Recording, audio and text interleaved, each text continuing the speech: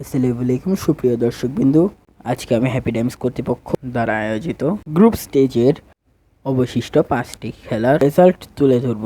শুধু তাই নয়, আজকে আমি বলতে চলেছি সেমিফাইনালে কোন কোন দল উত্তীর্ণ হলো এবং কোন দল বাতিল পড়লো।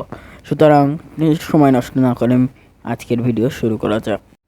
আপনারা গত ভিডিওতে গ্রুপ স্টেজের প্রথম ম্যাচ থান্ডার স্ট্রাইকার্সের সাথে ইভিল ডিস্ট্রয়ারের ম্যাচ উপভোগ করেছিলেন, যেখানে থান্ডার স্ট্রাইকার্সের 2, ইভিল ডিস্ট্রয়ার্সের 0। দ্বিতীয় ম্যাচে ফুটসাল ফ্লেমিঙ্গোর 2, স্প্যারো এসটির 1। তৃতীয় ম্যাচে স্প্যারো এসটির 0, ইভিল ডিস্ট্রয়ার্সের 1। চতুর্থ ম্যাচে ফুটসাল ফ্লেমিঙ্গোর 2, থান্ডার স্ট্রাইকার্সের 0। পঞ্চম ম্যাচে স্প্যারো এসটির 0, থান্ডার স্ট্রাইকার্সের 1। ষষ্ঠ ম্যাচে ইভিল ডিস্ট্রয়ার্সের 0, ফুটসাল ফ্লেমিঙ্গোর 1।